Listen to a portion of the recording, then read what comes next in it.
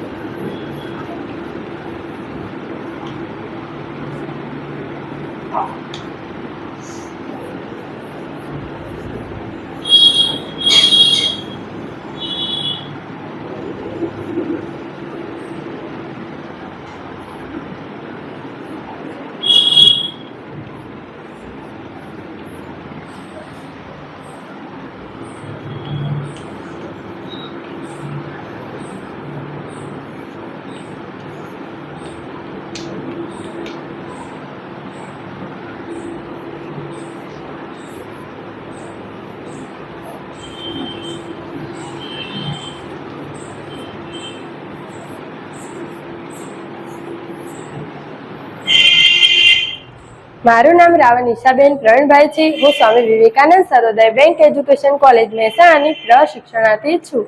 તો આજે આપણે ધોરણ 11 ના નામાના મૂળતત્વ વિષયમાં એક મહત્વના એકમ આર્થિક વ્યવહારના પ્રકારો વિશે અભ્યાસ કરીશું.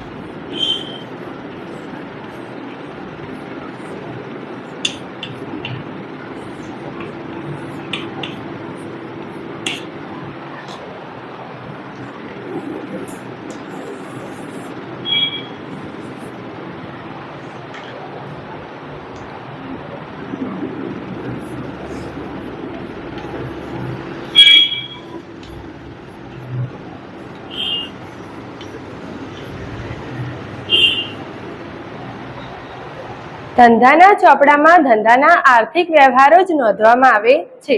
ધંધાના એવા વ્યવહારો જેનું નાણાંમાં મૂલ્ય માપી શકાય અને જ્યાં નાણાંની ચૂકવણી તાત્કાલિક રોકડમાં અથવા ભવિષ્યમાં થવાની હોય તેને આર્થિક વ્યવહારો કહેવામાં આવે છે. ભવિષ્યમાં થનારી નાણાંની લેવડ દેવડ અંગે વર્તમાનમાં જે દેવાદાર લેણદારનો સંબંધ ઊભો થાય તેવા વ્યવહારોની આર્થિક વ્યવહારમાં સમાવેશ કરવામાં આવે છે.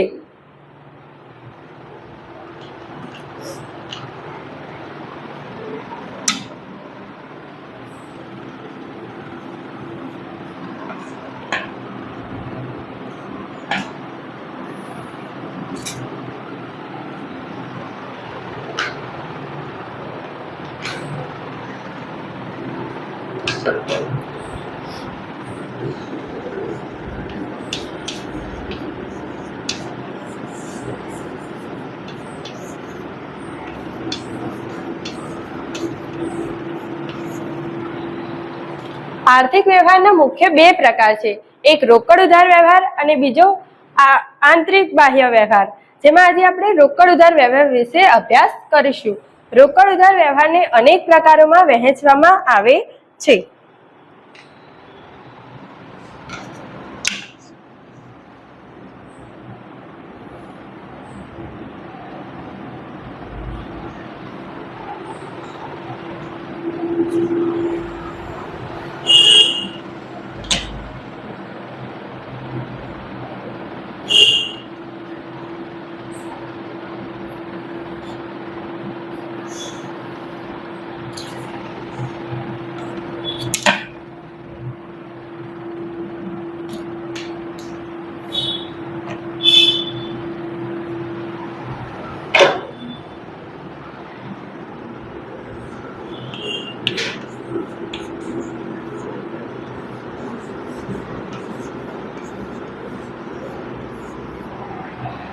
રોકડ વ્યવહાર આ પ્રકારના વ્યવહારમાં માલ મિલકતના બદલામાં નાણાં કે સેવાના બદલામાં નાણાં ચૂકવવામાં આવે છે અથવા નાણાં મળે છે, જેવા કે માલ અંગેના રોકડ વ્યવહારો, મિલકત અંગેના રોકડ વ્યવહારો વગેરે.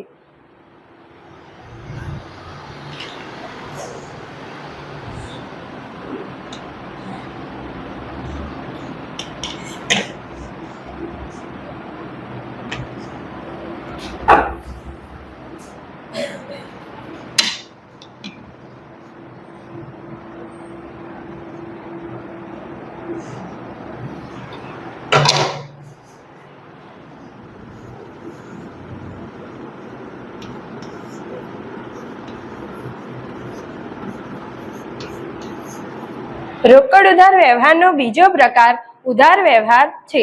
આ પ્રકારના વ્યવહારમાં માલ મિલકત કે સેવાના થયેલા ખરીદ વેચાણના વ્યવહારમાં તરત જ રકમ ચૂકવવામાં આવતી નથી. આ ખરીદ વેચાણના વ્યવહારના નાણાં ભવિષ્યમાં ચૂકવવાના હોય છે. આ માલ મિલકતનો લેવડ દેવડ એ વર્તમાનમાં થાય છે.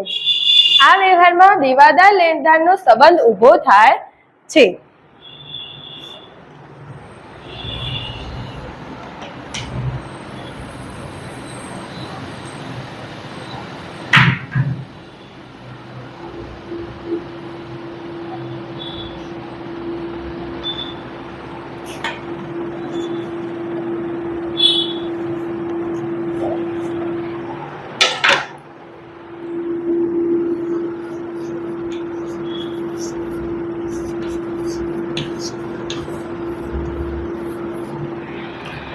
અન્ય વ્યવહાર આ પ્રકારના વ્યવહાર એ રોકડ કે ઉધાર વ્યવહાર નથી. આ વિશિષ્ટ વ્યવહારો છે.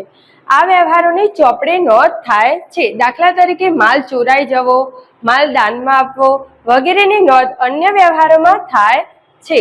તો હવે હું આના પરથી તમને કેટલાક પ્રશ્ન પૂછીશ. જેને પણ જવાબ આવડે તે પોતાનો હાથ ઉપર કરી જવાબ આપવાનો પ્રયત્ન કરશે. આર્થિક વ્યવહારો કોને કહેવામાં આવે છે? બોલો અંજલિબેન. એવા વ્યવહારો કે જે નાણાકીય મૂલ્ય માપી શકાય અને જ્યાં નાણાંની લેવડ-દેવડ તાત્કાલિક અથવા રોકડમાં અથવા ભવિષ્યમાં થવાની હોય તેને આર્થિક વ્યવહારો કરવામાં આવે છે. સરસ. કયા વ્યવહારમાં દેવાદાર લેણદારનો સંબંધ ઊભો થાય છે? બોલો કાજલબેન. ઉધાર વ્યવહારમાં દેવાદાર લેણદારનો સંબંધ ઊભો થાય છે. ખૂબ જ સરસ. સમગ્ર પાઠ દરમિયાન જે તમે મારો સાથ સહકાર આપ્યો તે બદલ તમારો આભાર.